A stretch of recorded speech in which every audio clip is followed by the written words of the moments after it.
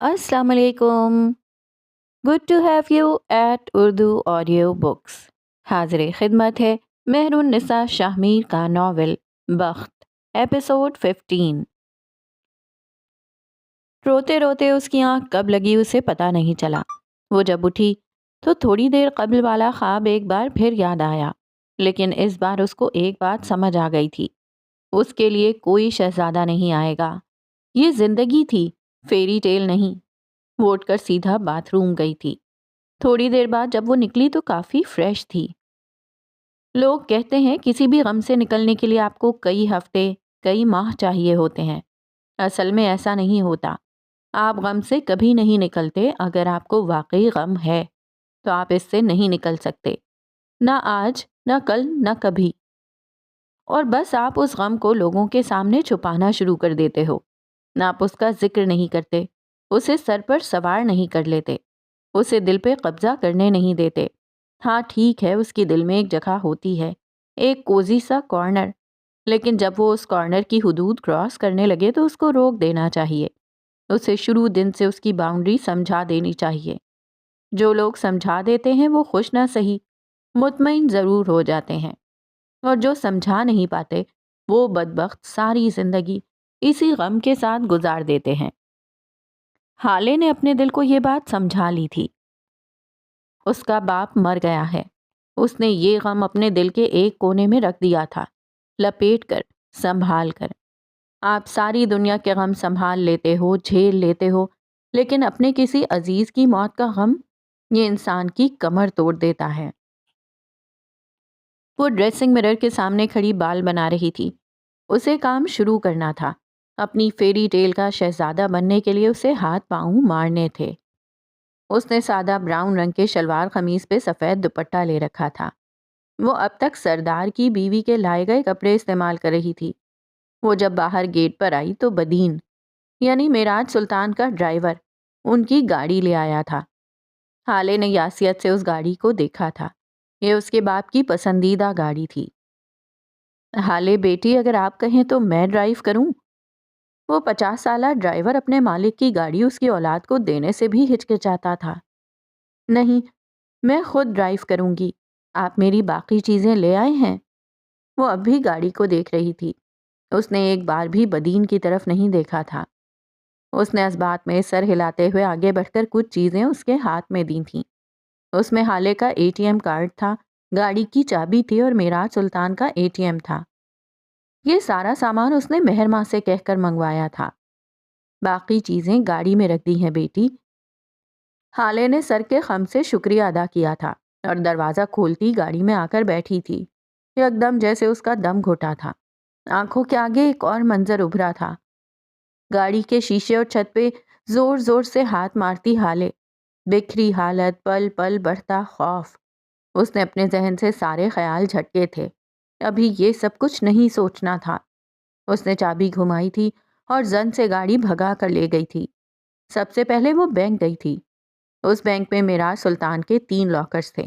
وہ چابی لے کر مینیجر کے ساتھ لاکر کھولنے لگی تھی. اس نے ایک لاکر کھولا تھا لیکن خالی لاکر اس کا منہ چڑھا رہا تھا. حالے کو حیرت ہوئی. وہ کئی بار اپنے باپ کے ساتھ آئی تھی، لاکرز کبھی خالی نہیں رہے تھے. اس نے دوسرا لاکر کھولا تھا. اس میں پیسوں کی ایک گڈی تھی، لیکن حالے کو یہ نہیں چاہیے تھا. اس کو اس سے کچھ زیادہ کی توقع تھی. اس نے تیسرا لاکر کھولا تھا. وہ خالی تھا، بالکل خالی. وہ بے اختیار پیچھے ہٹی تھی. آنکھیں حیرت سے کھلی کی کھلی رہ گئی تھیں. اگر یہ لاکر خالی تھے تو پلاٹ کے کاغذات، گھر کے کاغذات، گھر کی چابی سب کہاں تھا؟ وہ بھاگ کر باہر آئی تھی. مینیجر اس کے پیچھے آیا تھا. اس نے ATM مشین میں کارڈ لگایا تھا. 0 بیلنس. اس کا چہرہ زرد پڑنے لگا تھا. اس نے معراج سلطان کا ATM کارڈ لگایا تھا، اب کہ اس کے ہاتھ کپ کپائے تھے. 0 بیلنس. ان 2 فقروں نے جیسے اس کے منہ پہ تھپڑ دے مارا تھا. پہلے وہ حیران ہوئی، اگلے لمحہ غمگین، پھر غصہ اور اب انتقام. اس نے منٹ کے 1000ویں حصے میں خود کو 3-4 کیفیات سے گزار لیا تھا. اس کا آدھے سے زیادہ زیور ان لاکرز میں تھا. اس کے باپ نے سارے کاغذات یہیں رکھے تھے. وہ جانتی تھی ان کو نکالا گیا تھا. اس کے اکاؤنٹس منجمد کر دیے گئے تھے. وہ انتقام کے سفر پر نکلتے ہی بری طرح ناکام ہوئی تھی۔ اس کے پاس اور کیا تھا؟ اور کیا تھا؟ وہ بینک کے باہر بینچ پر بیٹھی سوچ رہی تھی۔ ٹریفک اور آس پاس گزرتے لوگوں کا شور، ان کی باتیں، اس کا ذہن مفلوج ہونے لگ گیا تھا۔ اس کے پاس کوئی اثاثہ نہیں تھا، اس کے پاس کوئی رقم باقی نہیں تھی۔ اس کے باپ کی گریجویٹی ملنے میں ایک عرصہ لگ جاتا۔ اگر اسے انصاف یا انتقام لینا تھا تو سب سے پہلے فائنینشلی مضبوط ہونا تھا، اور وہ پہلے ہی قدم پہ بری طرح گری تھی۔ وہ سر ہاتھوں میں گرائے بیٹھی رہی۔ وہ کہاں جائے گی؟ عمر کے گھر سے اسی لیے نکلی تھی کہ اپنے باپ کے گھر جائے گی، لیکن اس کو تو یہ بھی نہیں پتا تھا کہ وہ گھر کس ایریا میں تھا۔ اس نے بے بسی سے آسمان کی طرف دیکھا تھا۔ یہ کیسی آزمائش ہے میرے اللہ! اور اگر آزمائش ہے تو سرخرو کرنا، میں تیری بڑی کمزور بندی ہوں۔ اچانک اس کی نظر آس پاس گزرتے لوگوں پر پڑی تھی۔ وہ اسے عجیب نظروں سے دیکھ رہے تھے، کچھ طنزیہ تو کچھ استہزائیہ، کچھ پرتجسس تو کچھ ملامت بھری نظریں۔ حالے نے کراہ کر آنکھیں میچ لی تھیں۔ اس کی تصویر 2 دن سوشل میڈیا پہ ٹاپ ٹرینڈ رہی تھی۔ کون بھول سکتا تھا؟ وہ مرے مرے قدموں سے اٹھی اور پارکنگ ایریا کی طرف بڑھ گئی۔ اب اس کا رخ سلطان ہولڈنگز کی جانب تھا۔ وہ جب سلطان ہولڈنگز پہنچی تو کسی نے اس کو روکنے کی جرت نہیں کی، شاید کسی کو یہ حکم نہیں تھا۔ ریسیپشن ڈیسک پہ بیٹھی لڑکی نے مسکرا کر اسے خوشامدید کہا۔ حالے نے سر کے خم سے جواب دیا اور آگے بڑھ گئی۔ یہ سفر اس کی زندگی کا سب سے لمبا سفر تھا۔ اس کے قدم من بھر کے ہو رہے تھے، دل میں ابال اٹھ رہا تھا، مٹھی بھینچ رکھی تھی، آنکھیں بار بار نم ہوتی تھیں جنہیں وہ بے دردی سے رگڑ رہی تھی۔ اس کے جاتے ہی ایک دراز قد سیاہ آنکھوں والا نوجوان ریسیپشن ڈیسک تک آیا تھا۔ ریسیپشنسٹ سے شمس سلطان کا پوچھا اور آگے بڑھنے لگا جب وہ اسے روکنے لگی تھی۔ سر پلیز، آپ اس طرح نہیں جا سکتے، مجھے پہلے شمس سر کو انفارم کرنا ہوگا۔ وہ بوکھلا سی گئی تھی۔ وہ پورا کا پورا اس کی طرف مڑا تھا، ہونٹ مسکراہٹ میں ڈھلے تھے، گال کا گڑھا واضح ہوا تھا، دونوں ہاتھ ریسیپشن ڈیسک پہ رکھے وہ اس کی طرف جھکا تھا۔ کیا تم مجھے جانتی نہیں ہو؟ میں شمس سلطان اور معراج سلطان کا داماد ہوں، یہاں کا اگلا باس۔ ہاں ٹھیک ہے، ابھی ہمارے تعلقات درست نہیں ہیں، لیکن باسز ایک دن ٹھیک ہو ہی جاتے ہیں۔ ملازمین کو چاہیے کہ ان کے معاملات سے دور رہیں اور ہر باس کو ایک سی عزت اور احترام دیں۔ کیا پتا نئے آنے والے باس کا دماغ گھوم جائے اور ریسیپشنسٹ کو فائر ہی کر دے۔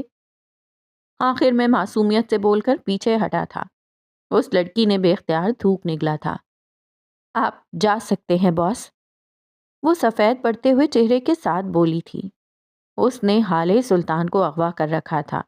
یہ بات ہی اس لڑکی کا خون خشک کر رہی تھی۔ عمر نے افسوس سے سر کو نفی میں ہلایا تھا۔ ایسے نہیں، مسکرا کر کہو۔ چلو جلدی، پہلے کھل کر مسکراؤ اور پھر کہو۔ آپ جا سکتے ہیں باس، وہ جبرن مسکراتے ہوئے بولی تھی۔ عمر ایک ناپسندیدہ نظر اس پر ڈالتا آگے بڑھ گیا تھا۔ اس کو تو مسکرانا بھی نہیں آتا۔ آنے دو مجھے کمپنی، سب سے پہلے اسی کو فائر کروں گا۔ وہ سر جھٹکتے آگے بڑھ گیا تھا۔ حالے لفٹ سے نکلتے ہی شمس سلطان کے آفس کی جانب بڑھ گئی تھی۔ اس نے آفس کا دروازہ کھولنا چاہا لیکن وہ لاکڈ تھا۔ اس کے ابرو سکڑے تھے۔ ساتھ ہی اسے اپنے باپ کے آفس سے کچھ آوازیں سنائی دیں۔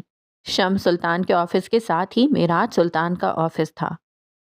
اس کا باپ نہیں تھا تو اس کے آفس سے آواز؟ اس نے کانپتے ہاتھوں سے دروازہ کھولا تھا لیکن سامنے کے منظر نے جیسے اس کی روح کھینچ لی ہو۔ دل سے خون رسنے لگا تھا، دل میں اٹھتے ابال مزید بڑھ گئے تھے۔ سامنے شمس سلطان پاور سیٹ سے ٹیک لگائے بیٹھے تھے، فون کان سے لگائے وہ کسی سے ہنس ہنس کر بات کر رہے تھے۔ حالے کو دیکھ کر ان کی مسکراہٹ سمٹی تھی، آنکھوں میں سرد مہری در آئی تھی۔ وہ اسی طرح چوکھٹ پہ کھڑی رہی، شل بے حس و حرکت، کرب کی انتہا کو پہنچی ہوئی۔ یہ اس کے باپ کی جگہ تھی، ابھی اس کو مرے 2 دن ہوئے تھے اور اس کے چچا نے اس آفس پر قبضہ کر لیا تھا۔ تمہاری جرت کیسے ہوئی میرے آفس میں قدم رکھنے کی؟ وہ پھنکارے تھے۔ حالے کے بے جان وجود کو جیسے کسی نے جھنجھوڑ کر جگایا تھا۔ اس کے حلق میں آنسوؤں کا گولا اٹکا تھا، لیکن یہ طے تھا کہ وہ کم از کم اپنے باپ کے قاتل کے سامنے روئے گی نہیں۔ یہ میرے باپ کا آفس ہے، آپ یہاں کیوں ہیں؟ اس کی آواز میں واضح لرزش تھی۔ اوہ، مجھے تو پتہ ہی نہیں تھا۔ تمہارا شکریہ مجھے یہ بتانے کے لیے کہ یہ تمہارے باپ کا آفس ہے، لیکن تم ذرا اپنی معلومات اپ گریڈ کر لو۔ وہ اپنی سیٹ پہ ٹانگ چڑھائے مزید رعونت سے بیٹھ گئے تھے۔ یہ آفس تمہارے باپ کا تھا، انہوں نے تھا پہ زور دیا تھا۔ اب یہ آفس میرا ہے، شمس سلطان کا، اور میں یہاں تم جیسی بد کردار لڑکیوں کے داخلے ممنوع قرار دیتا ہوں۔ بہتر ہوگا کہ اپنی شکل لے کر یہاں سے دفع ہو جاؤ۔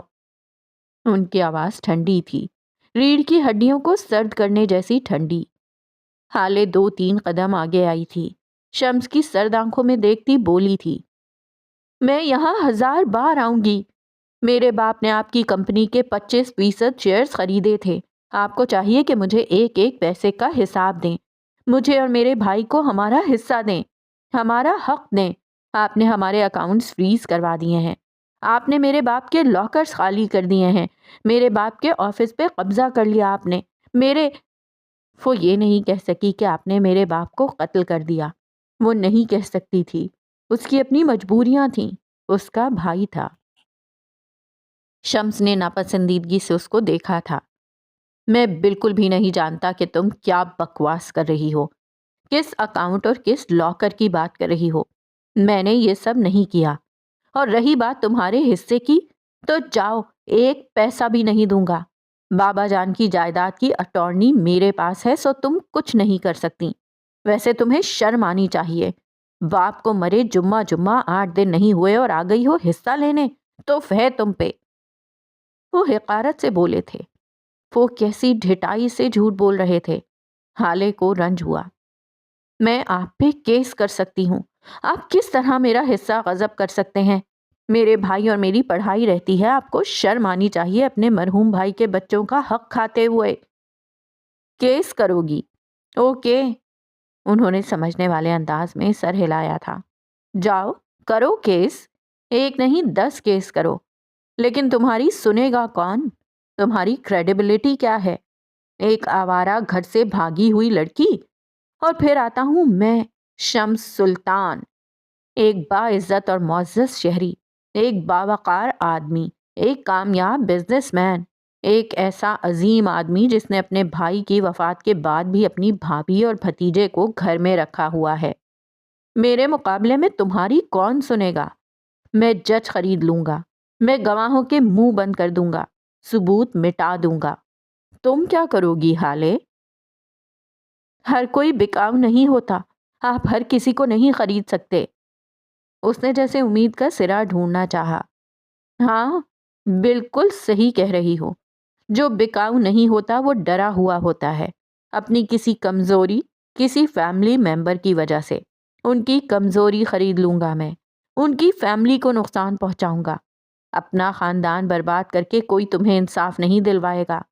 میں کورٹ میں ایسے لوگ لاؤں گا جو قرآن پہ ہاتھ رکھ کر کہیں گے کہ تم مجھ سے وقتاً فوقتاً کافی رقم لے چکی ہو، اور بالفرض اگر کوئی تمہارا کیس لڑنے کو تیار ہو بھی جائے تو میں جج کو مجبور کر دوں گا کہ وہ تمہیں 1.5 سال بعد کی تاریخ دے۔ میں اس کیس کو 20 سال چلاؤں گا، اور آخر میں تمہارے حصے میں کیا آئے گا؟ کچھ بھی نہیں۔ تم خالی ہاتھ رہ جاؤ گی، تمہاری فیملی تم سے منہ موڑ لے گی، تمہارا سو کالڈ شوہر تمہیں چھوڑ دے گا۔ اس لیے بہتر ہے گھر جاؤ اور آرام کرو۔ اس وقت شمس سلطان ایسا فرعون بنا ہوا ہے کہ کوئی بھی موسیٰ مجھے روک نہیں سکتا، وہ نخوت سے کہہ رہے تھے۔ حالے نے زخمی نظروں سے ان کو دیکھا تھا۔ آپ ایسا کیسے کر سکتے ہیں؟ آپ کو خود سے شرم نہیں آتی؟ میں آپ کی بھتیجی ہوں، میرا باپ آپ کا بھائی تھا، آخر ایسا کیوں کر رہے ہیں؟ آخر کیوں؟ میں ایسا اس لیے کر رہا ہوں کیونکہ مجھے تم سے سخت نفرت ہے۔ تم نے جو کچھ کیا، اس عمل سے تم نے میرے دل میں اپنی عزت اور اپنی محبت ختم کروا دی۔ تم ایک بد کردار لڑکی ہو، اور شمس سلطان کو بد کرداروں سے سخت نفرت ہے۔ ٹھیک ہے، میں سخت تھا، غسیل تھا، لیکن میں تمہیں پسند کرتا تھا، تم سے محبت کرتا تھا، اور تم نے کیا کیا؟ سارے خاندان کی نیک نامی پہ دھبا لگا دیا تم نے۔ حالے تم نے اپنی عزت اور محبت میرے دل سے خود ختم کی ہے، اور اب یہاں سے دفع ہو جاؤ۔ میں تمہاری شکل بھی نہیں دیکھنا چاہتا۔ اپنے بھائی کے لیے پریشان ہونے کی ضرورت نہیں ہے، اس کی فیس اور اس کے پڑھائی کے اخراجات میں دیکھ لوں گا، وہ میرا بھتیجا ہے، وہ احسان کرنے والے انداز میں کہہ رہے تھے۔ اسی وقت کھلے دروازے سے عمر حیات اندر داخل ہوا تھا۔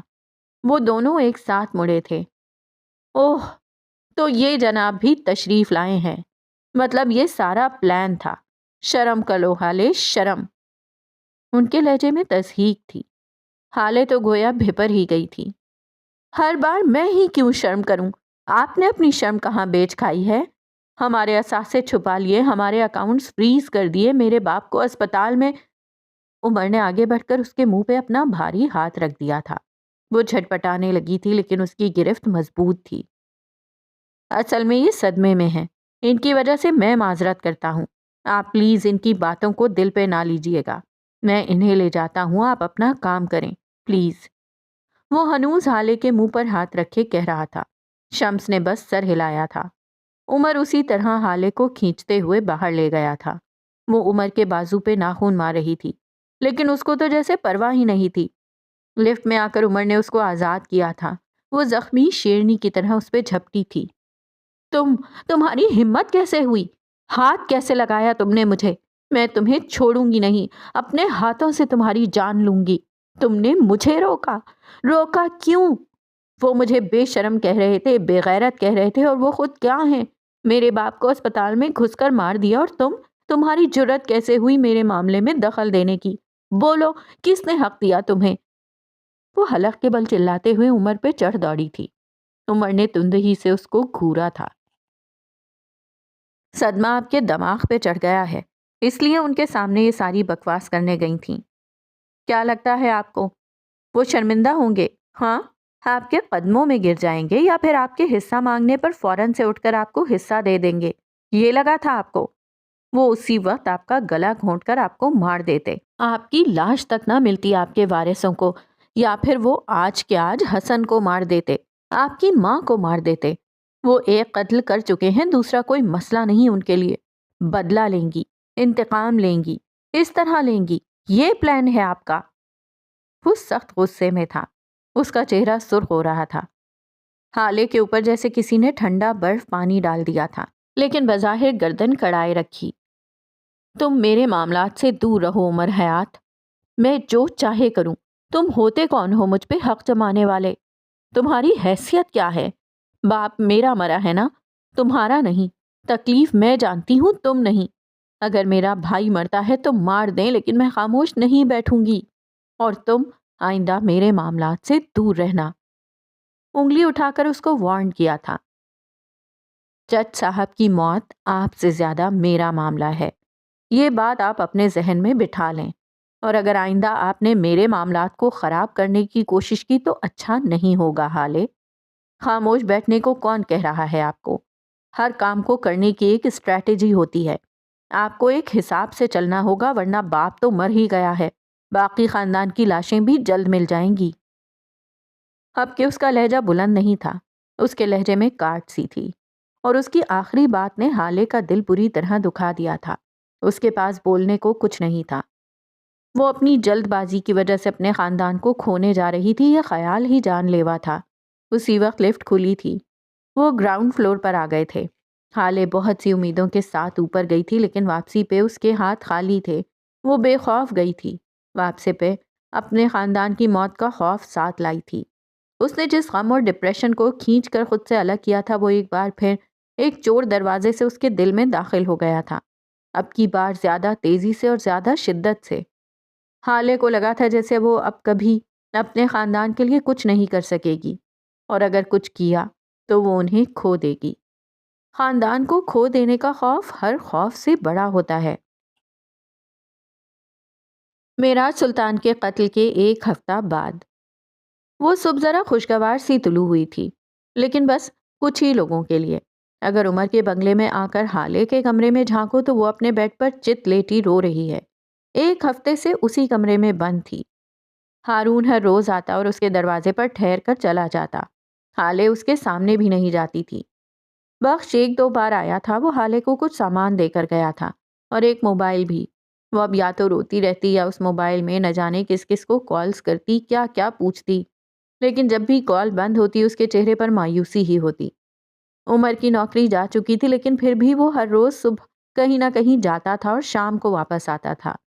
اپنے باپ کی موت کو قبول کرنے کے بعد اس نے غم کو بھی قبول کر لیا تھا۔ اب یہی غم اس کی زندگی تھا۔ اسی وقت دروازہ ایک ہلکی سی دستک کے بعد کھلا تھا۔ چوکھٹ میں عمر کھڑا تھا، سفید شرٹ کے ساتھ نیلی جینز پہنے، اس کے بال آج بھی ماتھے پر بکھرے تھے، آنکھوں میں سنجیدگی کے ساتھ گہری اداسی بھی تھی۔ اس کی موجودگی محسوس کرتے حالے کے جبڑے تن گئے تھے، آنکھوں کے تاثرات یکدم بدلے تھے، ان میں غصہ تھا، غم تھا، نفرت، سب کچھ بیک وقت در آئے تھے۔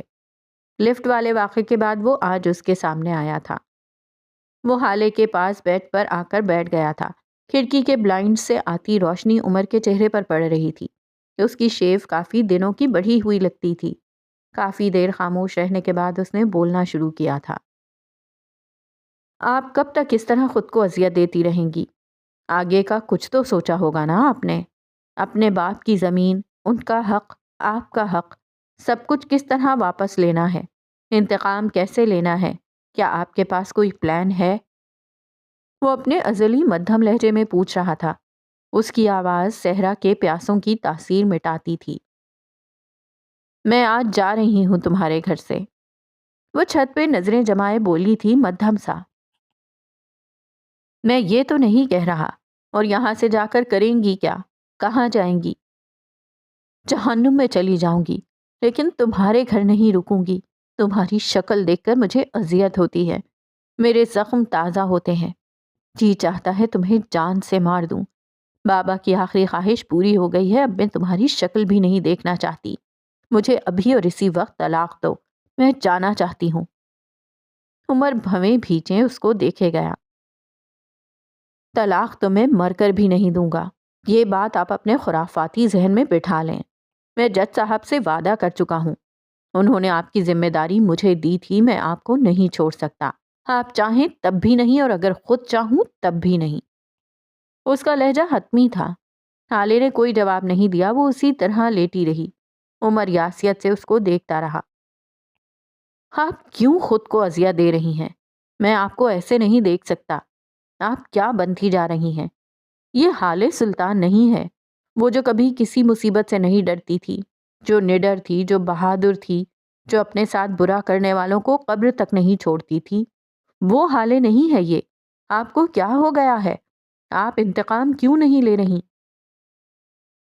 اس طرح تو سب سے پہلا بدلہ تم سے لینا چاہیے عمر۔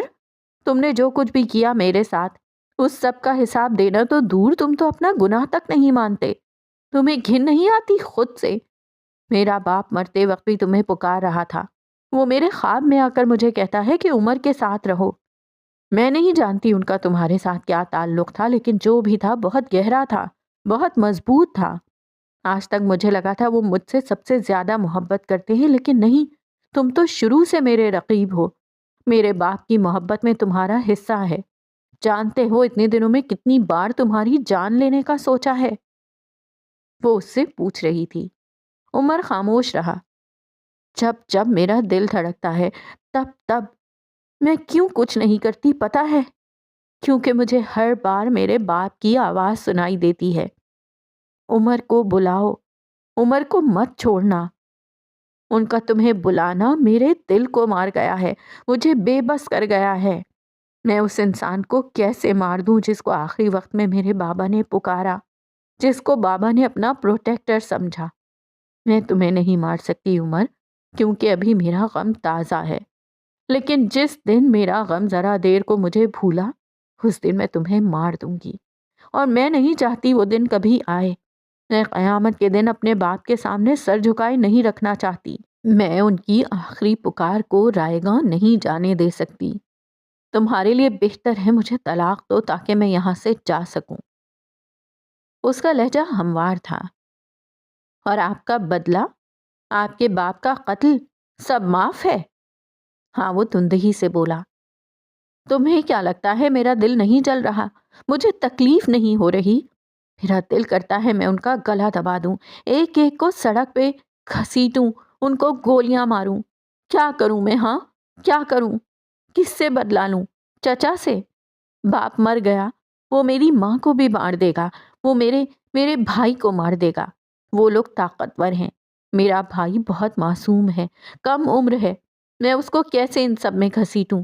تم نے دیکھا نہیں اس نے کیسے میرے باپ کو مار دیا؟ ڈاکٹر، پولیس، فوٹیج سب کچھ بک گیا، خرید لیا گیا، چپ کروا دیا گیا، ڈیلیٹ کروا دیا گیا، اور بالفرض اگر میں بدلہ لینے کے لیے راضی ہو بھی جاؤں تو کیا کروں گی؟ میں ایک عام لڑکی ہوں، نہ میں فائنینشلی اسٹرانگ ہوں، نہ میرے پاس تعلقات ہیں، نہ ثبوت، نہ گواہ۔ میں ایک ویڈیو کو کس کس عدالت میں لے کر پھرتی رہوں گی؟ جو لوگ میرے باپ کو اسپتال میں گھس کر مار سکتے ہیں وہ اس ویڈیو کے لیے مجھے یا میرے بھائی کو بھی مار سکتے ہیں۔ میرا بھائی اس گھر میں رہتا ہے، ایک منٹ سے بھی کم وقت میں مار دیں گے۔ ایک ہفتہ میں نے صرف غم نہیں منایا، میں نے ہر جگہ چیک کیا ہے، میں نے ہر راستہ دیکھا ہے۔ میرے چچا نے ہمارے اکاؤنٹس فریز کروا دیے ہیں اور اب میرے پاس کوئی رقم نہیں ہے۔ بابا کے پلاٹس، بابا کا گھر، اس کے سارے کاغذات مسنگ ہیں۔ میرے پاس جو واحد پیسہ ہے وہ میرے باپ کی پینشن ہے۔ اتنے پیسے تو کیس کی ایک سماعت میں لگ جاتے ہیں۔ میرے پاس تعلقات نہیں ہیں، کون میرا ساتھ دے گا؟ میں اکیلی ہوں۔ میں یہ نہیں کہہ رہی کہ میں اکیلی کچھ نہیں کر سکتی، کروں گی، انتقام یا انصاف لوں گی، لیکن پہلے میں حسن کو اس ملک سے باہر بھیجوں گی، اس کے بعد خود کو مضبوط کروں گی، پھر میں ان لوگوں سے انتقام لوں گی، کیونکہ اب میرا مقصد بس یہی ہے۔ لیکن تب تک کے لیے کوئی زمین نہیں چاہیے مجھے، کوئی حق نہیں چاہیے مجھے، میرا بھائی چاہیے، میری ماں چاہیے، بس۔ وہ اب بھی چھت کو گھور رہی تھی۔ اپنی زمین خیرات میں دے دی، کیسی بزدلی ہے یہ! اپنے حق سے پیچھے ہٹنا بزدلی ہوتی ہے۔ اپنا حق بغیر لڑے کسی کو دے دینا قاہر لوگوں کا کام ہے۔ آپ کیوں ایسی بن رہی ہیں؟ جس حالے کو میں جانتا ہوں وہ ایسی نہیں تھی۔ وہ ایک انجان آدمی کو آدھی رات کے وقت اکیلی اسپتال لے گئی تھی۔ اس حالے نے اس کو اپنا خون دیا تھا۔ وہ حالے بہادر تھی، بے خوف نڈر تھی۔ یہ حالے کمزور کیوں ہے؟ کیا بنتی جا رہی ہے یہ؟ آپ نے میرے پیروں کو جھلسا دیا، حالانکہ آپ تو کسی کو تکلیف میں دیکھ بھی نہیں سکتی تھیں۔ اب آپ کو کسی کو تکلیف دینے میں مزہ آنے لگا ہے۔ آپ کا دوست ہر روز آ کر یہاں صبح سے شام تک کھڑا رہتا ہے، دھوپ، گرمی، بارش کیا ہے جو وہ برداشت نہیں کرتا، لیکن آپ اس کو دیکھنا تک نہیں چاہتی۔ آپ کا بھائی، وہ کتنا معصوم اور کم سن ہے، اس کو آپ کی ضرورت ہے، لیکن آپ کا تو اپنا غم ختم نہیں ہو رہا۔ آپ خود کو اذیت دیتے دیتے اس کی عادی ہوتی جائیں گی۔ ٹھیک ہے، جب کوئی اپنا مر جائے تو مناؤ سوگ، رہو گلٹ میں، رہو غم میں، رہو ماتم کرو، رو، لیکن ایک اسٹیج ریکوری کا بھی تو ہونا چاہیے نا۔ ریکور کریں حالے، یہ بہت ضروری ہے۔ مرنے والوں کے ساتھ مرا نہیں جاتا، باقی رہ جانے والوں سے منہ موڑا نہیں جاتا۔ مجھے سزا دینا چاہتی ہیں؟ دیں، کوئی ایسا ثبوت میرے منہ پر لا کر ماریں کہ اگلی سانس لیتے ہوئے بھی شرمندگی محسوس کروں۔ یہ آپ کے خالی خولی الزام پہ کوئی یقین نہیں کرے گا۔ آپ کا باپ مر گیا ہے، ماں مر جائے تو اپنے لیے دعائیں خود کرنی پڑتی ہیں، باپ مر جائے تو اپنا باپ خود بننا پڑتا ہے۔ کہتے ہوئے دل 100 بار ڈوب کر ابھرا تھا۔ اب اپنا باپ خود بنے۔ جانتی ہیں باپ کون ہوتا ہے؟ وہ دھیمے لہجے میں بول رہا تھا۔ حالے لاشعوری طور پر اس کو دیکھے گئی۔ وہ جو ساری دنیا سے بیسٹ دے، جو اپنا غم چھپا کر اولاد کی خوشی منائے، جو آپ کے لیے ہمیشہ بہترین سوچے، کسی کام سے روکے تو کسی پہ فل سپورٹ کرے۔ ماں کو دیکھا ہے، کبھی اولاد کی سچی جھوٹی ہر بات پہ یقین کر لیتی ہے، لیکن باپ وہ ہر بات پہ یقین نہیں کرتا۔ اس کو یقین دلانے کے لیے ثبوت لانے پڑتے ہیں، جان مارنی پڑتی ہے۔ وہ ہر بات پہ ہاں نہیں کہہ دیتا، اس سے ہاں کروانے کے لیے محنت کرنی پڑتی ہے، کبھی جھوٹ تو کبھی بہانے بنانے پڑتے ہیں۔ وہ آپ سے سارا دن لڑے گا، ڈانٹے گا، لیکن دنیا کے سامنے وہ آپ کو ڈیفینڈ کرے گا۔ ہر کوئی آپ کا باپ نہیں بن سکتا، بلکہ کوئی بھی آپ کا باپ نہیں بن سکتا۔ اس کے مرنے کے بعد بس آپ خود، صرف آپ اپنے باپ ہوتے ہیں۔ آپ کی ماں ہر جگہ بنا سوچے سمجھے آپ کے لیے لڑنے پہنچ جاتی ہے، لیکن آپ کا باپ، وہ پہلے سارا مسئلہ دیکھتا ہے، پھر سوچتا ہے، پھر ثبوت یا گواہ لاتا ہے، اور پھر جا کر ان لوگوں کا گریبان کھینچتا ہے جنہوں نے آپ کے ساتھ غلط کیا۔ ثبوت لائیں حالے، میرے خلاف ثبوت لائیں، پھر لڑیں، سزا دیں، گریبان پکڑیں۔ اس کی آواز میں نرمی تھی۔ حالے اٹھ کر بیٹھ گئی تھی۔ تمہارے پاس کیا ثبوت ہے کہ تم بے گناہ ہو؟ تمہارے پاس بھی تو بس الفاظ ہیں، تم کوئی ثبوت کیوں نہیں دیتے عمر؟ عمر چند ثانیے اس کو دیکھتا رہا اور پھر اپنا موبائل اٹھا کر اس پہ انگلیاں چلانے لگا۔ حالے میرے پاس ثبوت ہے، یہ میرے گھر کے داخلی دروازے کی سی سی ٹی وی فوٹیج ہے، یہ دیکھیں۔ اس نے موبائل حالے کے سامنے کیا تھا۔ حالے نہ جانے کیوں بس اس ویڈیو کو دیکھے گئی۔ عمر چلتی ویڈیو پہ انگلی رکھ کے اسے بتاتا جا رہا تھا، یہ دیکھیں، یہاں 9:30 ہوئے ہیں، یہ آپ کے اغوا کا وقت ہے اور میں اس وقت گھر پہ تھا، اپنے دوست کا کچھ سامان اپنی گاڑی میں رکھوا رہا تھا۔ حالے اسکرین پہ چلتے مناظر دیکھے گئی۔ عمر اپنی گاڑی سے ذرا سے فاصلے پر کھڑا تھا، فون پہ کسی سے بات کرتا ہوا۔ اب اس نے ویڈیو ذرا آگے کی تھی۔ یہ 20 منٹ بعد کی فوٹیج تھی جس میں عمر گھر کے اندر جاتا دکھائی دے رہا تھا۔ یہ دیکھیں، یہاں میں گھر کے اندر چلا گیا تھا اور عثمان گاڑی لے کر سپر مارکیٹ گیا تھا۔ وہ اسکرین پر انگلی رکھ کر بتا رہا تھا۔ حالے سانس روکے پلک جھپکے بغیر اسکرین کو دیکھتی رہی۔ اور یہ آخری ثبوت، یہ دیکھیں، جب میری گاڑی اندر آئی تو اس میں بس عثمان ہی تھا اور میں اندر سو رہا تھا۔ اب اس بیچ کس نے آپ کو میری گاڑی میں ڈالا اور کس نے یہ سب مجھ پہ پلانٹ کیا میں نہیں جانتا۔ آپ بس ایک بات پہ یقین کر لیں کہ میں آپ کا مجرم نہیں ہوں، اور اگر ہوں تو آپ مجھے ثبوت دیں۔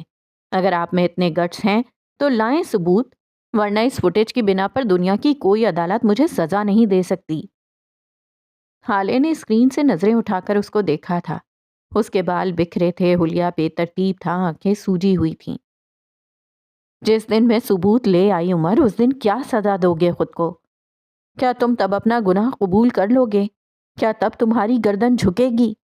بتاؤ، کیا ایسا ہوگا کبھی؟ وہ اس کی آنکھوں میں دیکھتی پوچھ رہی تھی۔ جس دن آپ کو میرے خلاف کوئی بھی ثبوت ملا، اس دن آپ میرے ساتھ وہ کیجئے گا کہ ساری دنیا دیکھے۔ مجھے جو سزا دیں گی قبول ہے، لیکن اس سے پہلے خود کو کھڑا کریں، دماغ پہ زور دیں، خود کو مضبوط کریں۔ وہ نرمی سے بولا تھا، تم مجھے طلاق دے دو۔ اس کی سوئی اب بھی ایک ہی جگہ اٹکی تھی۔ عمر نے گہری سانس بھری تھی۔ ٹھیک ہے، دے دوں گا، لیکن 6 ماہ بعد۔ آپ مجھے 6 ماہ تک کا وقت دیں، میں آپ کو طلاق دے دوں گا۔ حسن کی جان کی گارنٹی میں دیتا ہوں۔ اگر وہ کسی طبعی موت سے مرا تو یہ اللہ کی مرضی ہوگی، لیکن ہمارا کوئی بھی دشمن اس کو مار نہیں سکتا۔ یہ آپ کو میں کہہ رہا ہوں، عمر حیات کہہ رہا ہے۔ اس پر یقین کریں، کیونکہ آپ کا باپ مجھ پہ یقین کرتا تھا، ساری دنیا سے زیادہ یقین۔ میں آپ کو فائنینشلی سپورٹ کروں گا، تعلقات میرے استعمال ہوں گے، ایک ایک جگہ میں آپ کے ساتھ جاؤں گا۔ پہلے ہم اس آدمی کو ڈھونڈیں گے جس نے آپ کو اغوا کیا، اس کے بعد یعنی تم خود کو ڈھونڈو گے۔ وہ استہزائیہ ہنسی تھی۔ عمر نے گویا دھیان ہی نہیں دیا۔ پہلے ہم آپ کا مجرم ڈھونڈیں گے، اس کے بعد ہم آپ کا حق لیں گے۔ اس سب کے لیے پلان چاہیے، دماغ کا حاضر ہونا چاہیے، غم کو سائڈ پہ رکھ کر سوچنا ہوگا۔ آپ سمجھ رہی ہیں؟ تم میرے لیے اتنا کچھ کیوں کرو گے؟ میں تمہاری مدد، تمہارا پیسہ، تمہارے تعلقات کیوں استعمال کروں؟ تم کہہ رہے ہو تم میرے ساتھ جاؤ گے، یعنی تم سارے ثبوت میرے ساتھ چل کر مٹاؤ گے۔ کس خوشی میں کرو گے مجھ پہ یہ سارے احسان؟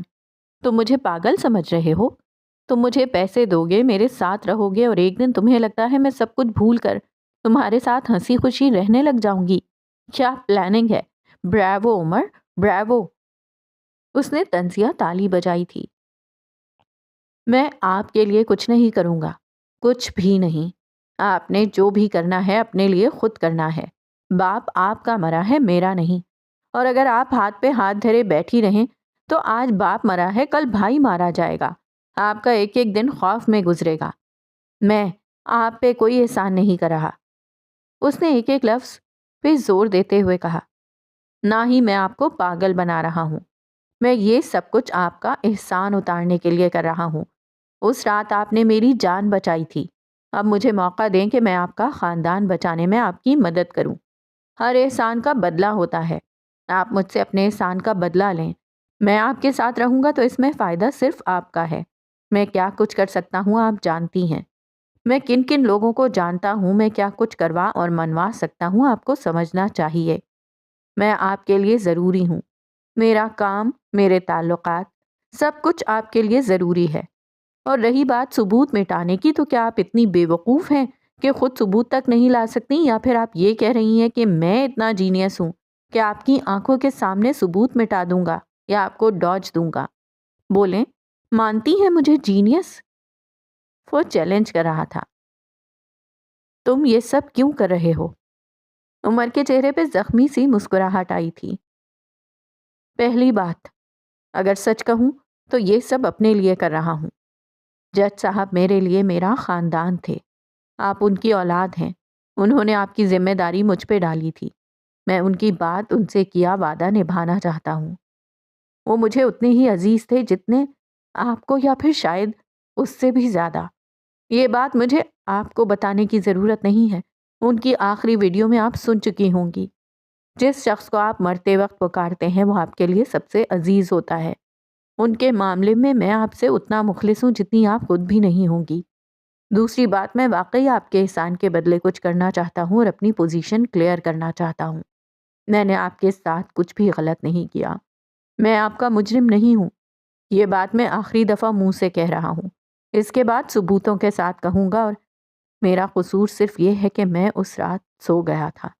مجھے نہیں سونا چاہیے تھا۔ یہ میری زندگی کی سب سے بڑی غلطی تھی۔ اور تیسری وجہ، عمر نے اس کے چہرے سے نظریں ہٹا لی تھیں۔ تیسری وجہ آپ ہیں۔ میں آپ کے ساتھ رہنا چاہتا ہوں۔ کیوں؟ یہ میں نہیں جانتا، لیکن اب مجھے لگتا ہے میں آپ کو کبھی چھوڑ نہیں سکتا۔ ان 6 مہینوں میں خود کو اور اس تعلق کو چانس دینا چاہتا ہوں، یک طرفہ چانس۔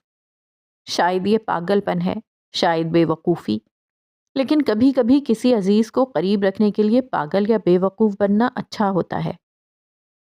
حالے یک ٹک اس کو دیکھے گئی، بے تاثر نگاہوں کے ساتھ۔ اگر تم بے قصور نکلے، اگر تم بے گناہ نکلے، تب بھی عمر، تب بھی میں تمہارے ساتھ نہیں رہوں گی۔ میں تم سے نفرت کرتی ہوں۔ تم زمزم سے دھل کر بھی آ جاؤ، میں تب بھی تمہیں چھوڑ دوں گی۔ میرے دل میں نفرت کا بیج جڑ پکڑ چکا ہے، میری وراثت میں ہے۔ جس سے ایک بار نفرت ہو جائے، وہ ہم سلطانز کے دل میں دوبارہ نہیں آ سکتا۔ جسے ہم دل سے نکال کر پھینک دیں، اسے بس پھینک ہی دیتے ہیں۔ میں اور تم کبھی ساتھ نہیں ہو سکتے۔ میں تمہیں کبھی اپنے دل میں جگہ نہیں دوں گی۔ میں نے زندگی میں ایک ہی انسان سے نفرت کی ہے، اور وہ تم ہو۔ اگر اس کے باوجود میرے ساتھ کام کرنا چاہتے ہو تو میں راضی ہوں۔ آج سے ہم پارٹنرز ہیں، ہم ٹیم ہیں، لیکن میں تم سے اپنا انتقام لوں گی، یاد رکھنا۔ عمر نے سمجھنے والے انداز میں سر ہلایا تھا۔ ہم ٹیم ہیں، اوکے، لیکن میری ایک شرط ہے۔ آپ ان 6 ماہ میں ایک بار بھی طلاق کا مطالبہ نہیں کریں گی۔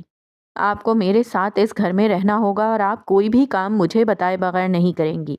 اگر آپ کو کوئی ثبوت، کوئی گواہ ملے گا تو آپ مجھے بتائیں گی۔ اگر منظور ہے تو آج رات 8 بجے میری اسٹڈی میں آ جائیے گا، ہم کام شروع کر دیں گے۔ وہ کہہ کر رکا نہیں تھا، لمبے لمبے ڈگ بھرتا چلا گیا تھا۔ حالے نے گہری سانس بھری تھی، آنکھوں میں کرچیاں سی بھر گئی تھیں۔ اس نے چہرے پر ہاتھ پھیر کر خود کو پرسکون کرنا چاہا۔ وہ اس شخص سے نفرت کرتی تھی۔ اس کے ساتھ کام کرنے کو حوصلہ چاہیے تھا، ہمت چاہیے تھی۔ اسے اپنے دل کو مضبوط کرنا تھا۔ وہ ایک بار پھر بیڈ پر بیٹھ گئی تھی۔ جس کو دیکھ کر وہ کرب کی انتہا کو پہنچ جاتی تھی، وہ اس کے ساتھ کام کیسے کرے گی؟ بابا، کہ کیسی آزمائش میں ڈال گئے ہیں۔ وہ ہولے سے بڑبڑائی تھی، اذیت تھی۔ سفیر کے کمرے سے ملحقہ اسٹڈی اس وقت خاموش پڑی تھی۔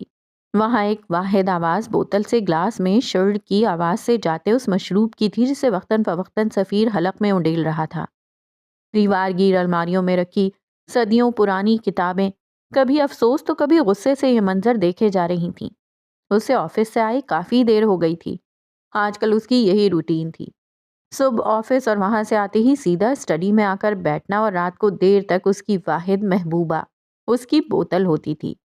اسی وقت اس کی اسٹڈی کے دروازے پر ہلکی سی دستک ہوئی، اور پھر دروازہ چر کی آواز سے کھلتا چلا گیا۔ سفیر نے گردن موڑ کر دیکھا تھا۔ سامنے مہر ماں تھی، کاسنی رنگ کے لان کے سوٹ میں ملبوس اور اسی رنگ کا دوپٹہ گھلے میں جھول رہا تھا۔ اس کے ہاتھ میں ٹرے تھی جس میں چائے کے 2 مگ تھے۔ اس چائے کے ٹرے کو شیشے کی چھوٹی سی میز پہ رکھا تھا اور ایک مگ اٹھا کر سفیر کے پاس صوفے پہ بیٹھ گئی تھی۔ اس کی بھوری آنکھوں میں افسوس تھا۔ میں آپ کے لیے چائے لائی ہوں، آپ کو بہت پسند ہے نا؟ اس کو تو ہٹائیں، کیوں اپنا دل جلا رہے ہیں؟ وہ اس کے ہاتھ سے گلاس لیتے بول رہی تھی۔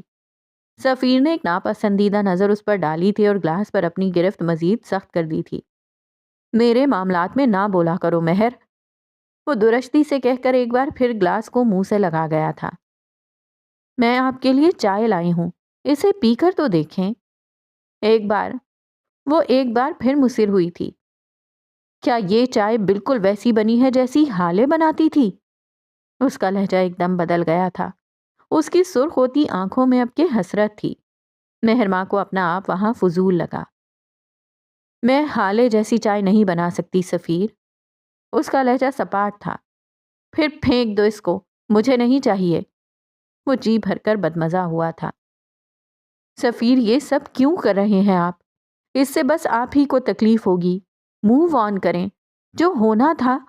مہر نے اب بھی ہار نہیں مانی تھی۔ میں گلٹ سے موو آن کیسے کروں؟ وہ آنکھیں بند کیے بڑبڑا آیا تھا۔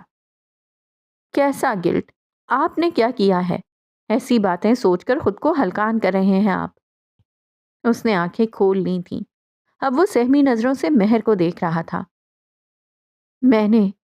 مجھ سے قتل ہو گیا ہے۔ وہ اٹک اٹک کر بول رہا تھا۔ میں نے بڑے پاپا کو مار دیا ہے، مجھ سے قتل ہو گیا ہے مہر۔ اس نے مہر کے دونوں ہاتھ اپنے ہاتھوں میں پکڑ لیے تھے۔ اس کی آنکھوں میں تھوڑی دیر پہلے والی سختی مفقود تھی۔ اب وہ ڈرا ہوا تھا۔ تم بتاؤ نا، میں کیا کروں؟ کیا کچھ ٹھیک ہو سکتا ہے؟ کچھ ایسا کرو کہ میں سب ٹھیک کر دوں۔ میں ان سے بہت پیار کرتا تھا، مارنا نہیں چاہتا تھا، بس مجھ سے یہ ہو گیا۔ بلیو می، میں مارنا نہیں چاہتا تھا۔ ٹرسٹ می مہر، پلیز۔ مہر کی آنکھیں بے یقینی سے پھٹی کی پھٹی رہ گئی تھیں۔ آپ ایسا کیسے کہہ سکتے ہیں؟ آپ نے کیا کیا ہے؟ وہ بدقت بول پائی تھی۔ سفیر نے کچھ نہیں کہا۔ اس نے ہارے ہوئے انداز میں سر جھکا لیا تھا۔ البتہ مہر کے ہاتھ اب بھی تھام رکھے تھے۔ آپ کا قصور نہیں سفیر، اس رات آپ غصے میں تھے، غم میں تھے، کہہ دیا آپ نے کچھ۔ آپ کی شادی ٹوٹ رہی تھی، آپ ٹراما سے گزر رہے تھے۔ اس سب کے لیے خود کو قصوروار ٹھہرانا بند کریں۔ سفیر کا جھکا ہوا سر مزید جھک گیا تھا۔ اس صبح میں وہاں گیا تھا، میں اسپتال گیا تھا۔ جب مجھے کسی سے پتا چلا کہ بڑے پاپا نے حالے کا نکاح کروا دیا ہے تو مجھے بہت غصہ آیا۔ میں کنٹرول نہیں کر سکا اور پھر میں نے وہاں جا کر ان کو مار دیا۔ میں مارنا نہیں چاہتا تھا، آئی سوئر میں مارنا نہیں چاہتا تھا، یہ بس ہو گیا۔ میں کیا کروں مہر، اب میں کیا کروں؟ میں قاتل بن گیا ہوں۔ میں نے اپنے بڑے پاپا کو مار دیا۔ میں آفس جاتا ہوں تو وہ مجھے ہر جگہ نظر آتے ہیں۔ میں گھر آتا ہوں، حسن کو دیکھتا ہوں، تب وہ مجھے ملامت کرتے ہیں۔ راتوں کی نیند اڑ گئی ہے میری، ایک پل کے لیے چین نہیں آتا۔ حالے کی بے وفائی کا غم اور میرے قاتل ہونے کا گلٹ، یہ ختم نہیں ہو رہا مہر۔ ان سب سے چھٹکارے کی ایک ہی راہ ہے۔ اس نے بوتل کی جانب اشارہ کیا تھا۔ میں جب اس کو پیتا ہوں تو سب کچھ بھول جاتا ہوں، ساری دنیا۔ اس کے بعد بس سکون ہوتا ہے۔ مجھ سے میرا ذرا سا سکون بھی چھیننا چاہتی ہو؟ اس کے لہجے میں بے قراری تھی۔ مہر ماں حونقوں کی طرح اس کو دیکھے گئی۔ بٹا ہوا مرد ہونے کے ساتھ ساتھ وہ ایک قاتل بھی تھا۔ کیا اب بھی وہ اس سے محبت کرے گی؟ کیا اس کے ساتھ گزارا اب بھی ممکن ہے؟ اس نے دل سے پوچھا تھا۔ جواب ہاں میں آیا تھا۔ جائے نماز پر بیٹھی حسینہ بیگم کی آنکھیں نم تھیں۔ وہ نماز پڑھ چکی تھیں، اب دعا کے لیے ہاتھ اٹھا رکھے تھے۔ یا اللہ، آپ تو سب جانتے ہو نا میں کتنی مجبور ہوں، کتنی بے بس ہوں۔ آپ سے بہتر کون جانتا ہوگا میری بیٹی، میری حالے۔ اللہ سائیں اس کی حفاظت کرنا۔ اسے ہر برائی سے محفوظ رکھنا ان کی ہچکی بن گئی تھی۔ اللہ پاک، اس کو لگتا ہے کہ اس کی ماں نے اسے گھر سے نکال دیا۔ اس کی ماں نے اس کی نہیں سنی، لیکن بس آپ جانتے ہیں کہ میں نے اسے کیوں بھیجا۔ یا اللہ، اگر وہ یہاں رہتی تو اذیت میں رہتی، خیر محفوظ رہتی۔ جو آدمی میرے سامنے میری بیٹی کو جانوروں کی طرح مار سکتا ہے، وہ بعد میں اس کے ساتھ کیا نہیں کر سکتا۔ یا اللہ، میں نے بس اپنی بیٹی کی بھلائی چاہی تھی۔ وہ لڑکا، وہ عمر، مجھے یقین ہے وہ حالے کو کبھی نہیں چھوڑے گا۔ اللہ پاک، میں نے تو بس اپنی بیٹی کے لیے درست فیصلہ کیا، لیکن اس فیصلے نے مجھ سے میری بیٹی چھین لی۔ لیکن کوئی بات نہیں، بس وہ خوش رہے اللہ۔ اس کی شکل بھلے نگین پہ چلی گئی ہو، اس کا نصیب اس کے جیسا مت کرنا۔ اگر وہ یہاں رہتی تو سفیر وہاج بن جاتا اور میری حالے دوسری نگین۔ میں دوسری نگین کو نہیں دیکھ سکتی تھی اللہ، میں اپنی بیٹی کی تکلیف نہیں دیکھ سکتی تھی۔ جتنی محبت اس سے معراج کرتے تھے اتنی میں بھی کرتی ہوں۔ ہاں، معراج نے اس کو ماں اور باپ دونوں کا پیار دیا، لیکن جب معراج سو جاتے تھے تب اس کے ساتھ راتوں میں جاگتی تھی۔ جب وہ بیمار ہوتی تھی تو اس کا سکون میری گود ہوتی تھی۔ یا اللہ، کوئی کیسے کہہ سکتا ہے کہ میں اس سے پیار نہیں کرتی؟ میں نے اسے 9 مہینے اپنے پیٹ میں رکھا ہے، میں نے اس کو پیدا کرنے کی تکلیف اٹھائی ہے۔ کوئی بھی باپ ماں نہیں بن سکتا، کوئی بھی انسان کسی کی ماں نہیں بن سکتا۔ میں اس کی ماں ہوں۔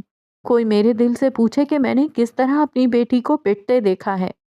یا اللہ، اس کا نصیب اچھا کرنا، چاہے وہ مجھ سے نفرت کرے، میں ہمیشہ اس سے محبت کروں گی، اور اگر 100 بار ایسا موقع ملا تو 100 بار اس کو عمر جیسے مرد کے ساتھ بھیجوں گی، کیونکہ اس کی ماں میں ہوں، اور ماں سے زیادہ کوئی بھی آپ کا غم خار یا آپ کا محسن نہیں ہوتا۔ میری بچی کی حفاظت کرنا اللہ۔ انہوں نے دعا مانگ کر چہرے پر ہاتھ پھیرا تھا۔ اب وہ کافی پرسکون تھی۔ باتھ روم میں لگے دیوار گیر آئینے کے سامنے کھڑی وہ خود کو غور سے دیکھ رہی تھی۔ رات کے 8 بج چکے تھے، لیکن وہ اب تک یہیں تھی۔ اس نے سفید رنگ کا سادہ جوڑا پہن رکھا تھا، ساتھ ہم رنگ دوپٹہ۔ وہ بار بار اپنے منہ پر پانی کے چھینٹے مارتی خود کو پرسکون کرنے کی کوشش کر رہی تھی۔ یکایک اس کی آنکھیں نم ہوئیں اور وہ وہیں واش بیسن پر چھکی رونے لگ گئی تھی۔ اسے اپنا باپ شدت سے یاد آ رہا تھا، اور دوسری وجہ عمر تھا۔ میرے خدایا، میں کیسے اس آدمی کے ساتھ کام کروں جس نے میری عزت 2 کوڑی کی کر دی؟ میں کیا کروں؟ میرے پاس تو کوئی جائے فرار بھی نہیں ہے۔ اس کو دیکھتی ہوں تو میرا دل نفرت سے بھرنے لگتا ہے۔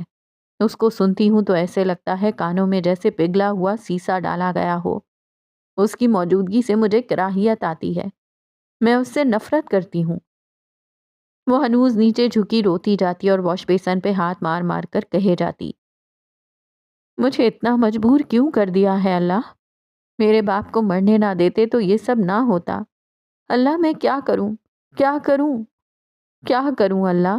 حیوان کو بچاؤں یا پھر اپنا مجرم ڈھونڈوں؟ اللہ، میرے بابا نے مجھے بوجھ کی طرح عمر کے حوالے کر دیا۔ اس نے میرے ساتھ بڑا ظلم کیا ہے۔ میں نے اس کو خون دیا تھا، اس کو پھر بھی شرم نہیں آئی۔ اور میں یہاں سے نہیں جا سکتی اللہ۔ جب یہاں سے جاتی ہوں مجھے میرے بابا کی آواز آتی ہے، عمر کو بلاؤ۔ یہ آواز مجھے ہتھوڑے کی طرح لگتی ہے۔ انہوں نے کیوں بلایا اس کو؟ کیوں؟ کیوں؟ اللہ، مجھے صبر دینا، مجھے ہمت دینا، اس شخص کو برداشت کرنے کی ہمت، اپنے خاندان کو جوڑنے کی ہمت۔ پلیز مجھے مت چھوڑنا، پلیز۔ اس نے اب اپنا جھکا ہوا سر اوپر اٹھایا تھا۔ دیوار گیر آئینے میں اب اس کا عکس نظر آ رہا تھا۔ سرخ متورم آنکھیں، سرخ ہوتی ناک اور بکھرے بال، ملگیجا سا لباس۔ کیا وہ اس طرح کام کرے گی؟ نہیں، اسے سب سے پہلے اپنی حالت ٹھیک کرنی تھی، یہ ضروری تھا۔ تھوڑی دیر بعد جب وہ باتھ روم سے باہر آئی تو اس نے فیروزی قمیص کے ساتھ سفید ٹراؤزر پہن رکھا تھا، ساتھ ہم رنگ دوپٹہ، بالوں کو جوڑے میں باندھ رکھا تھا جسے نکلتی 2 لٹیں چہرے پر جھول رہی تھیں۔ اسی وقت بیرونی دروازے پہ دستک ہوئی۔ اس نے اپنے کمرے کی کھڑکی سے جھانک کر دیکھا۔ بخش دروازے پہ کھڑا تھا اور چوکیدار سے کوئی بات کر رہا تھا۔ اس کے پاس 2 بڑے بڑے ڈبے تھے جن کو زمین پہ رکھا ہوا تھا۔ حالے نے وہیں سے اس کو نیچے ٹھہرنے کا اشارہ کیا اور خود سیڑھیاں چڑھتی نیچے آ گئی۔ اب وہ دروازے کے باہر کھڑی تھی، بخش سے کوئی بات کر رہی تھی۔ سارا سامان لے آئے ہو؟ وہ نیچے پڑے ڈبوں کو دیکھتی پوچھ رہی تھی۔ جی بی بی، مہر باجی بہت غصہ ہوئی۔ انہوں نے کہا سامان قیمتی ہے، لیکن پھر حسن بھائی آ گئے اور انہوں نے آپ کی الماری سے سارا سامان نکال کر دیا۔ اور آپ کو پتا ہے، انہوں نے کہا میں سامان کو رکشے میں نہ لے کر جاؤں، خود آئے تھے وہ ڈرائیور کے ساتھ، ابھی بالکل ابھی گئے ہیں۔ اسے تفصیلی جواب کی عادت تھی۔ حالے کی آنکھوں میں زخمی سا تاثر آیا تھا۔ وہ اندر کیوں نہیں آیا؟ اس نے میرا انتظار بھی نہیں کیا۔ وہ کیسا ہے؟ اس کے لہجے میں بے قراری تھی۔ وہ اصل میں ان کو کام تھا نا، ورنہ وہ ٹھہرتے، انتظار کرتے آپ کا۔ بہت یاد کرتے ہیں آپ کو، سچ کہہ رہا ہوں۔ بخش جب بھی جھوٹ بولتا تھا وہ آخر میں یہی کہتا تھا، سچ کہہ رہا ہوں۔ اچھا ٹھیک ہے، تم جاؤ اور اماں کا خیال رکھنا۔ حالے نے بات بدل دی تھی۔ وہ خاموشی سے کھڑا رہا۔ اسی وقت حالے کی نظر اس کے پیروں میں رکھے سفری بیگ پر پڑی۔ کیا تم گاؤں جا رہے ہو؟ اس کے ابرو تفکر سے سکڑے تھے۔ بی بی، میں یہاں رہنا چاہتا ہوں، آپ کی خدمت کرنا چاہتا ہوں۔ میں وہاں واپس نہیں جاؤں گا۔ میں ان لوگوں کے ساتھ نہیں رہ سکتا جنہوں نے میرے مالک پر ہاتھ اٹھایا۔ مجھے اور میری ماں کو معراج صاحب نے رکھا تھا، میرے مالک وہ تھے، یا پھر آپ۔ میں وہاں واپس نہیں جاؤں گا۔ اگر آپ نے مجھے وہاں بھیجا تو میں گاؤں چلا جاؤں گا، لیکن اس گھر میں قدم نہیں رکھوں گا۔ وہاں کا کھانا کھاتا ہوں تو اب گلے میں اٹکتا ہے، خود کو بے غیرت محسوس کرتا ہوں۔ یا تو آپ مجھے یہاں رکھ لیں یا پھر مجھے گاؤں جانے دیں۔ اس نے ہنوز گردن جھکا رکھی تھی۔ حالے اس کو دیکھ کر گہرا مسکرائی تھی۔ ٹھیک ہے، تم اندر آ جاؤ۔ وہ بالآخر مان گئی تھی۔ بخش کی بانچیں کھل گئی تھیں۔ سچی بی بی جی؟ وہ خوشی سے پھولے نہیں سما رہا تھا۔ یہ لائنز یاد کرنے میں کتنا وقت لگا تھا تمہیں؟ وہ اس کو بغور دیکھتی پوچھ رہی تھی۔ بخش گڑبڑا گیا تھا۔ کیا مطلب؟ یہ میری اپنی لائنز ہیں۔ حالے نے سمجھنے والے انداز میں آنکھیں گھمائی تھیں۔ تمہیں پتہ ہے بخش، یہ جس فلم کے ڈائیلاگز ہیں وہ فلم میں نے اور حسن نے 7 بار دیکھی ہے، سو مجھے بے وقوف مت بناؤ۔ تو کیا اب میں یہاں نہیں رہ سکتا؟ اس کے ارمانوں پہ اوس سی پڑ گئی تھی۔ میں اپنی بات سے مکرتی نہیں ہوں۔ وہ بول کر مڑ گئی تھی۔ دروازے پر رک کر چوکیدار کو مخاطب کیا تھا۔ شانوں سے کہو اسے کوارٹر میں ایک کمرہ دے دیں، اور یاد رہے اس کے کمرے میں کوئی اور نہ رہے، اسے پڑھائی بھی کرنی ہوتی ہے۔ یہ سامان بھی اندر پہنچا دو۔ وہ تحکم مگر نرمی سے بولتی اندر بڑھ گئی تھی۔ گلی کے کونے میں گاڑی کے شیشے سے جھانکتے حسن نے پرسکون ہو کر سیٹ پر ٹیک لگا لی تھی۔ ڈرائیور گاڑی آگے بڑھا لے گیا تھا۔ اسٹڈی کا دروازہ کھول کر وہ جب اندر داخل ہوئی تو اسے تینوں دیواروں پر بس ریکس میں سجی کتابیں ہی نظر آئیں۔ ایک دیوار، بس ایک دیوار مختلف تھی۔ اس دیوار پر پینٹنگز لگی تھیں۔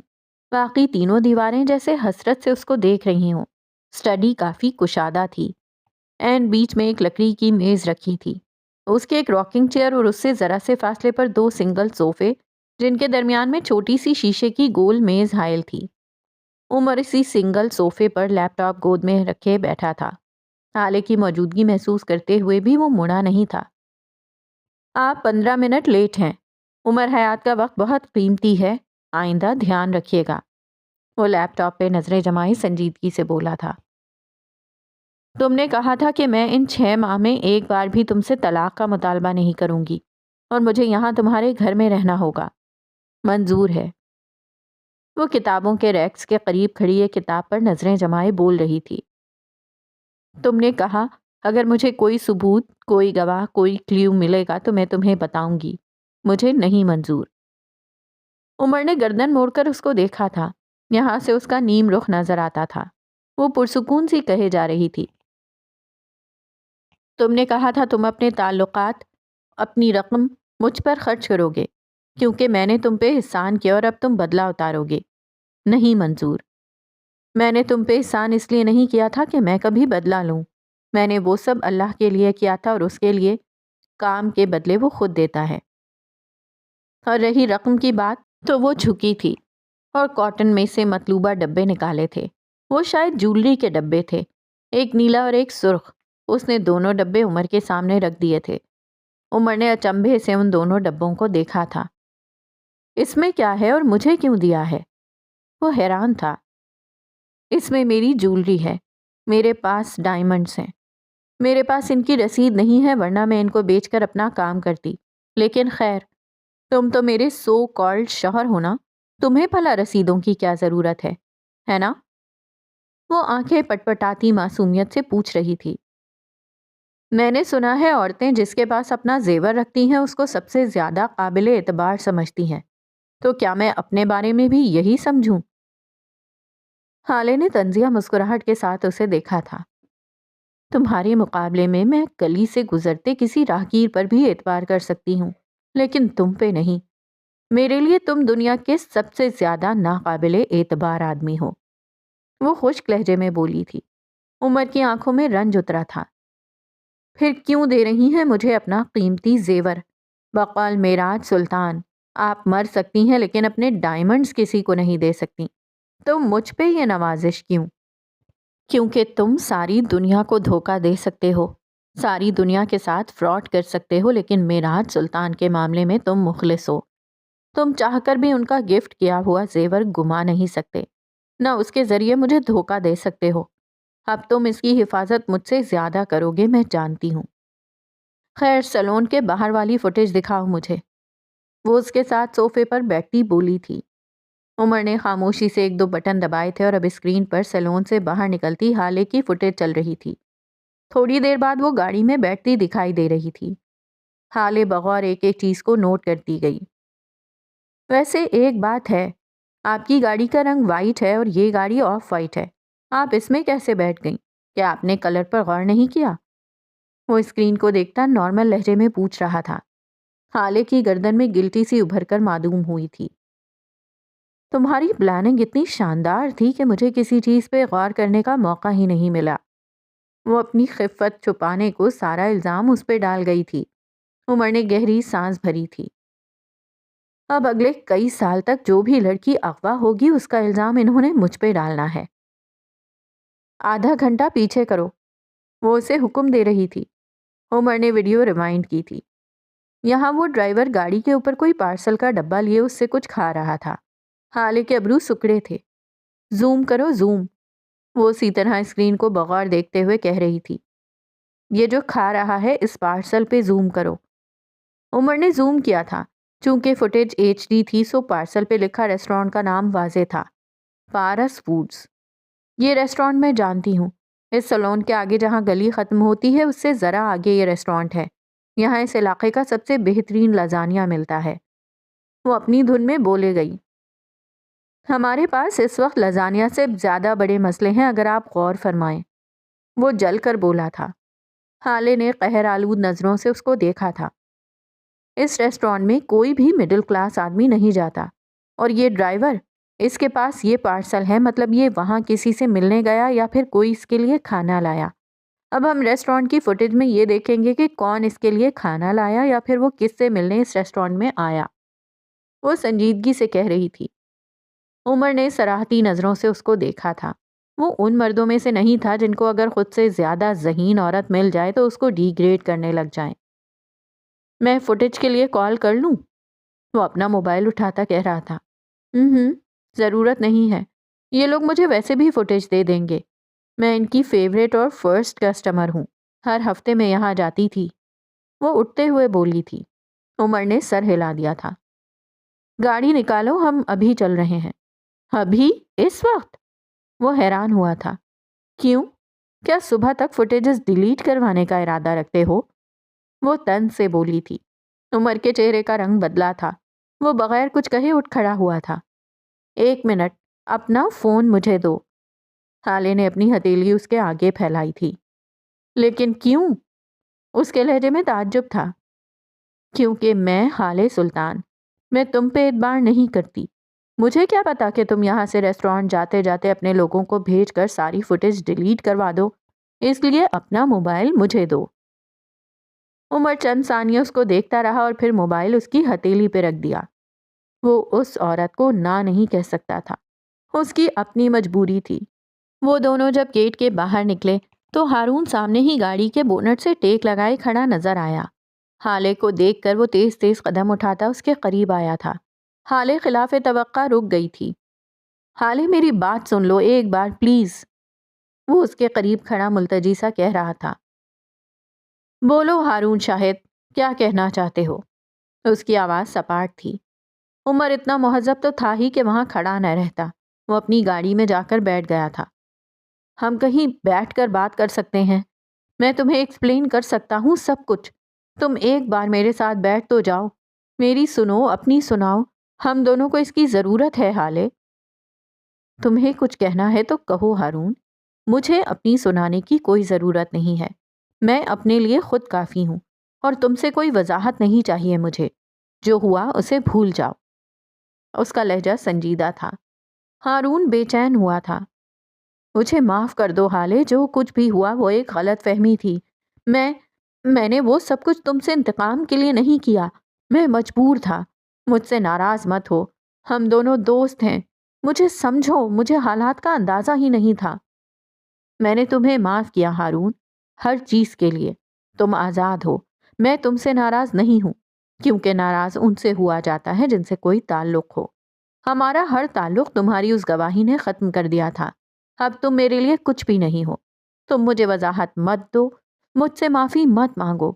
میں نے تمہاری وجہ سے جو کچھ جھیلا اس کا تمہیں اندازہ بھی نہیں ہے، اور اب مجھے فرق بھی نہیں پڑتا، کیونکہ اب میرے پاس تمہارے دکھ سے زیادہ بڑے دکھ ہیں، تمہارے دھوکے سے بڑے دھوکے ہیں، تمہارے غم سے زیادہ بڑے غم ہیں۔